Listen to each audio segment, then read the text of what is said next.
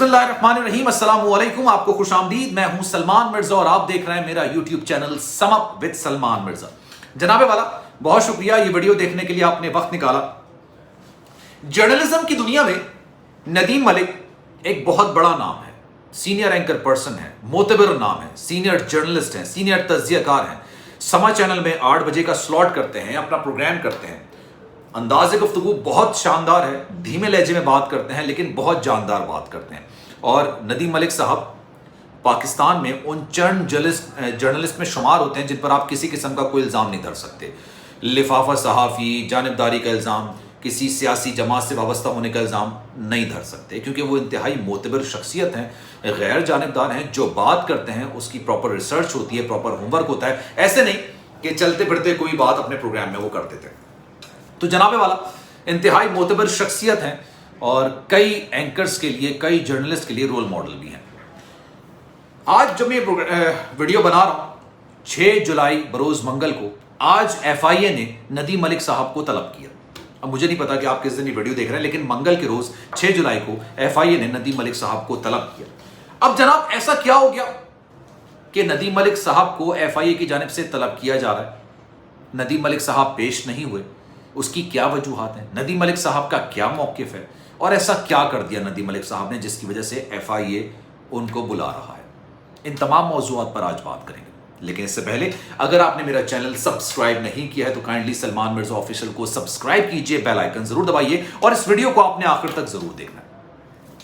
जनाब, जैसा कि मैंने आपको बताया, नदीम मलिक साहब समा चैनल पर 8 बजे का स्लॉट करते हैं। तो 28 अप्रैल की बात है, रोजाना की तरह वो 28 अप्रैल को भी अपना प्रोग्राम कर रहे थे।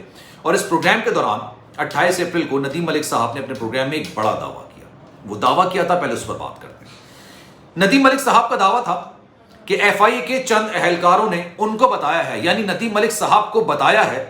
वो क्या बताया है कि जनाब, अल अजीज़ स्टील मिल केस में, उसमें मुकदमे में नवाज शरीफ को सजा दिलवाने के लिए अरशद मलिक, जो कि उस वक्त इस्लामाबाद एहतसाब अदालत के जज थे, उनको शाराह दस्तूर इस्लामाबाद में वाक़ई एक इमारत में तलब किया गया, ले जाया गया वहां पर।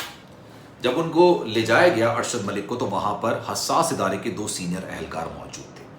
यहां पर रुकते हैं और पहले बात करते हैं अल अजीज़ स्टील मिल के हवाले से। आपको याद होगा, नवाज शरीफ साहब को 7 साल कैद की सजा इस रेफरेंस में सुनाई गई थी। इसके अलावा फ्लैगशिप रेफरेंस में उनको बरी कर दिया गया था, लेकिन अल अजीज़ स्टील मिल रेफरेंस में उनको 7 साल कैद की सजा सुना दी गई थी। और सजा सुनाई गई थी अरशद मलिक की जानिब से, जो कि उस वक्त इस्लामाबाद एहतसाब अदालत के जज थे। तो जनाब, वापस आते हैं। नदीम मलिक साहब ये दावा कर रहे हैं कि चंद अहलकारों ने, जो कि FIA के सीनियर अहलकार थे, वो ये बता रहे हैं नदीम मलिक को कि अरशद मलिक को लेकर आया गया।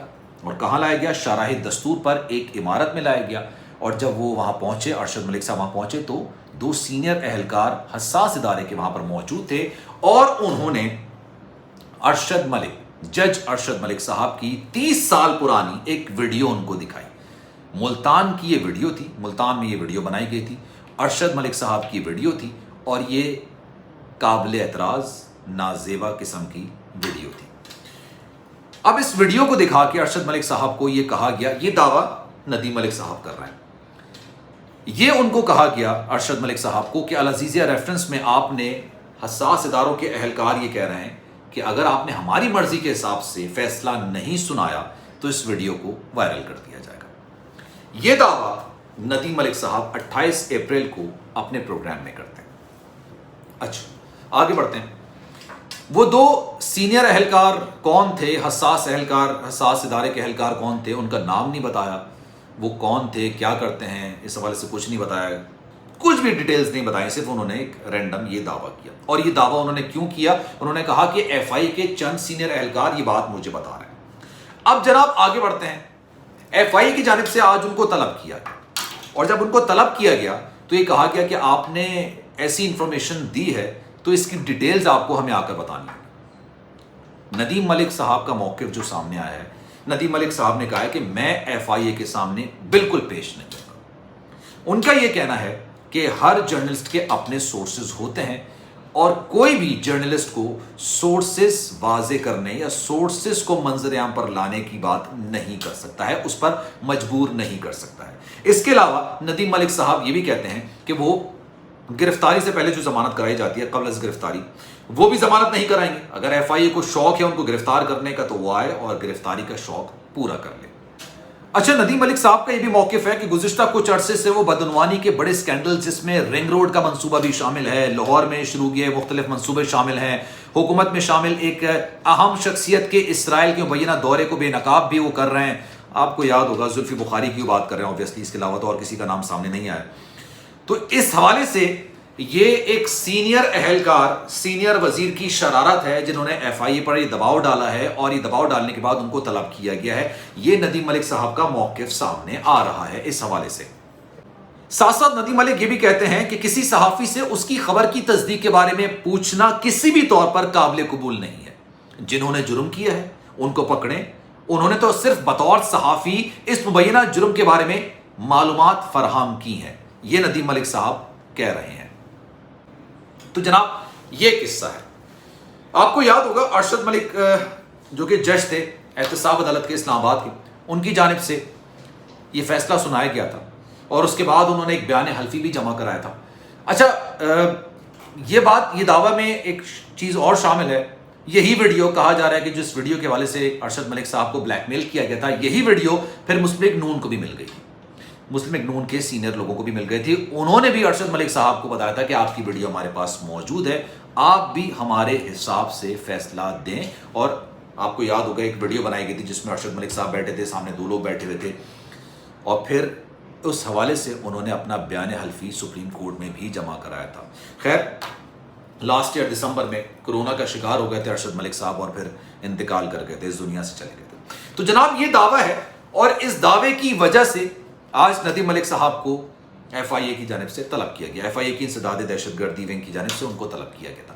اب جرنلسٹ اس حوالے سے کیا کہہ رہے ہیں؟ جرنلسٹ یہ کہہ رہے ہیں، جرنلسٹ کی جو تنظیمیں ہوتی ہیں مختلف، وہ یہ کہہ رہے ہیں کہ ہم ندیم ملک کے ساتھ موجود ہیں، ان کے ساتھ کھڑے ہوئے ہیں، ان کے موقف کے ساتھ کھڑے ہوئے ہیں، اور اس طرح سے جرنلسٹ کو یا اینکر کو ہراساں نہیں کیا جا سکتا ہے۔ جو دعویٰ وہ کر رہے ہیں، ایف آئی اے کا موقف یہ کہ ایف آئی اے کہہ رہا ہے کہ ہم جاننا چاہتے ہیں کہ آپ کے پاس اس حوالے سے مزید کیا انفارمیشن ہے۔ آبویسلی وہ جاننا چاہتے ہوں گے کون سینئر اہلکار ہیں ایف آئی اے کے جنہوں نے آپ کو یہ انفارمیشن دی ہے، اور آن کس بیسس پر آپ کو، کس گراؤنڈز پر آپ کو یہ انفارمیشن دی ہے، یہ انفارمیشن سچ بھی ہے یا جھوٹ ہے۔ لیکن ایسی بازگشت سنائی دیتی ہے کہ ارشد ملک صاحب کی ایک ایسی ویڈیو موجود تھی جس کی وجہ سے ان پر پریشرائز کیا گیا تھا۔ اس طرح کی بازگشت چل رہی ہے، اس طرح کی باتیں میڈیا میں چلتی ہیں، سوشل میڈیا میں بھی لوگ بناتے ہیں اور میڈیا میں بھی آ رہی ہیں۔ تو جناب اب دیکھنا یہ ہے کہ ایف آئی اے کی جانب سے ندیم ملک صاحب کو گرفتار کیا جاتا ہے یا نہیں کیا جاتا، کیونکہ ان کو طلب کیا گیا، وہ پیش تو نہیں ہوئے۔ تو جناب یہ ندیم ملک صاحب کا موقف ہے کہ وہ ایف آئی اے کے سامنے پیش نہیں ہوں گے، ضمانت بھی نہیں کرائیں گے۔ ایف آئی اے کی جانب سے ان کو طلب تو کیا گیا تھا، اب لیٹس سی آگے کیا ہونے جا رہا ہے۔ کیا ندیم ملک صاحب کو گرفتار کیا جاتا ہے اس دعوے کو لے کے، اور ندیم ملک صاحب کا دعویٰ کس حد تک درست ثابت ہوگا، یہ تو خیر آنے والا وقت ہی بتائے گا۔ آخر میں جاتے جاتے آپ سے پھر گزارش ہے کہ سلمان مرزا آفیشل میرا یوٹیوب چینل کو سبسکرائب کرنا نہیں بھولیے گا۔ اپنا بہت خیال رکھیے گا، انشاءاللہ اگلی ویڈیو میں آپ سے پھر ملاقات ہوگی۔ اللہ حافظ۔